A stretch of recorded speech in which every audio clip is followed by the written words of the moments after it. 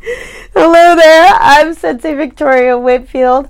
I'm your business Reiki master, and it's my joy to help empathic entrepreneurs like you get and stay grounded and clear in mind, body, and business.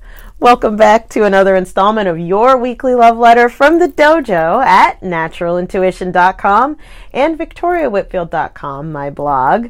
These are your sources for channeled holistic stress management techniques and guidance for developing your natural intuition and your abundant business lifestyle. Whether you are looking to improve the quality of your personal or professional lives, let this love letter be your reminder that you're not alone and that together we can make that happen. This is week 2 of 4 of our series on making room for you. And if you didn't see part 1, make sure you hit pause, go back on my blog at victoriawhitfield.com and start from part 1 so that you're grounded in the series. For week 2, my guides have asked us to cover and discuss making room for yourself physically, right? Now, this is twofold, they pointed out to me. So for one, this is in your physical space around you, right? Your environment. And this is also in your physicality, your physical body, making room for yourself. Now, what self is coming through that we're making room for? Last week we discussed that apparently you have been asking for stretch goals. This series is specifically for those of us in our tribe, right? Because we are entrepreneurs, we take big risks.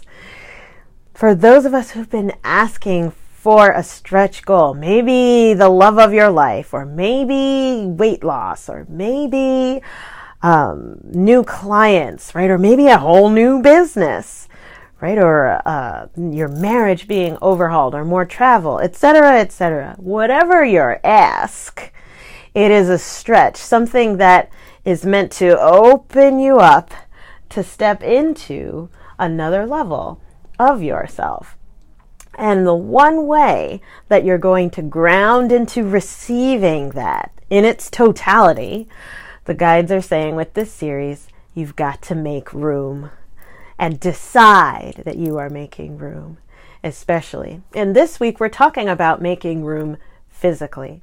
Now, ask yourself, as you look around the space around you, perhaps you're manifesting new love in your life. Is there room for that love to join you in bed? Is there room for that love to move into the closet? Is there room for your love to sit across from you at the table for dinner, right? Is there room for your love in your physical space or not, right? This is not to say that you got to have like, a 10-bedroom compound with 5-car garage and yada yada. That's lovely, right? But that's more of a circumstance that is not necessarily applicable to you and your love specifically. Space is very emotional. And in fact, the way that we fill our space is a sign of how open or closed we are to receiving, right?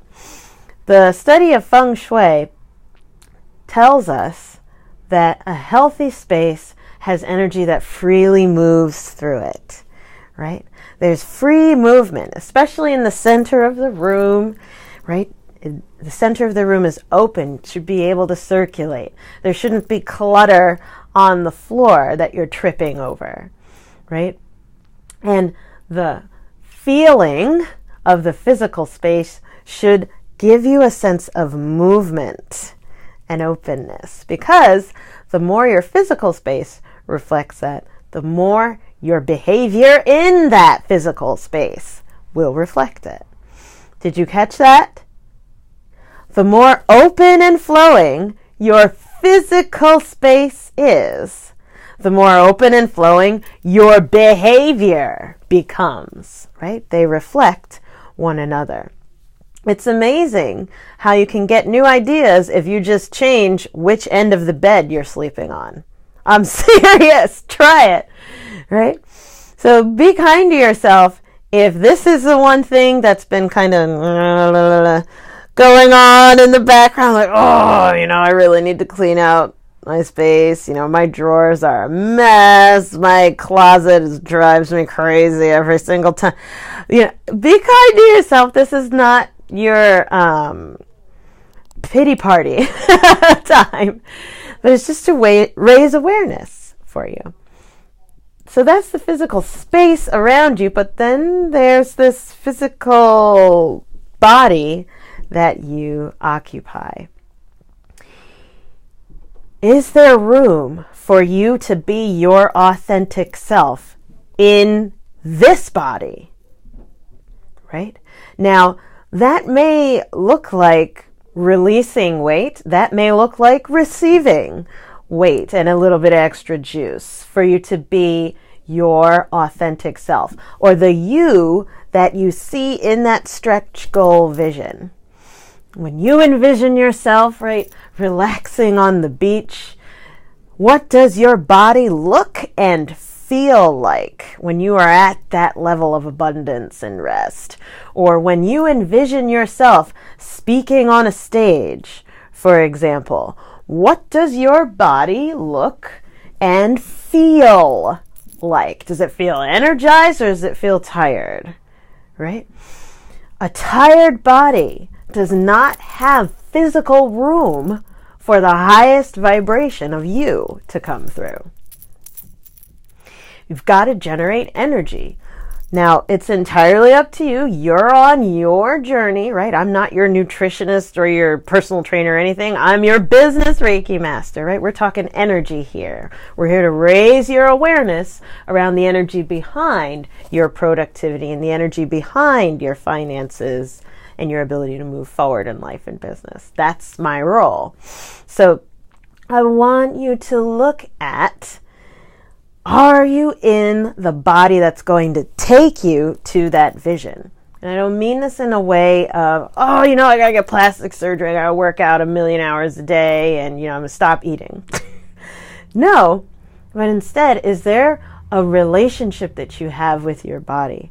A sense of contentedness and love, empowerment, agency, and ease that you have in this beautiful body that you are occupying, that is in alignment with the stretch vision. I'm hearing the oracle cards calling in the energy.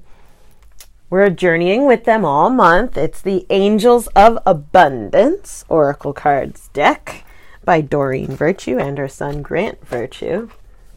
By the way, thanks, Julie. She gifted me this deck. I love getting gifts from my clients. La la la la la. Okay, spirit guides, angels, what do we need to know right now about making physical room for ourselves so that we can receive all the abundance that we're asking for? Okay, interesting. Donations, tithing, and charitable work. Okay, the first hit that I get in the energy around this is how you are going to make physical room involves donations, tithing, and charitable work. The motivation to make physical room could be that joy of being able to give what no longer serves you to others, right? Whether it's giving your energy, right? Getting out there and building a house, for example. That takes physical work and that burns calories, people. Right? So get out there and do some charitable work and to get you into your body more, as well as giving. And for donations, right? The excess stuff in the space, if there's too much stuff, give it away to somebody who's less fortunate, right? Doesn't have the luxury of having too much.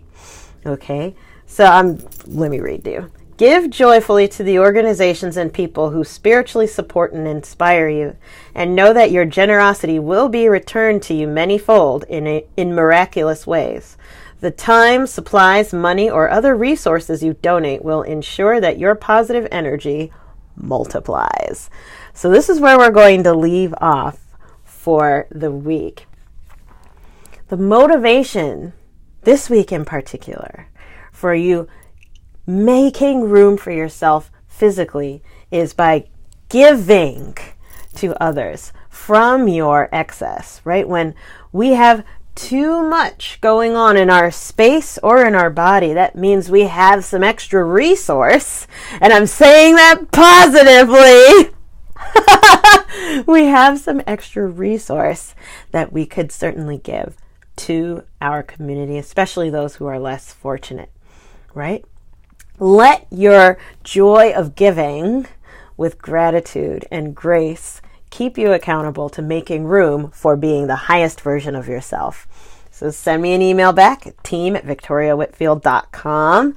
Let me know what comes up for you around this, and make sure you subscribe on YouTube so that you get these love letters first every week. And I'll see you next week for our next one. Mwah! See you then.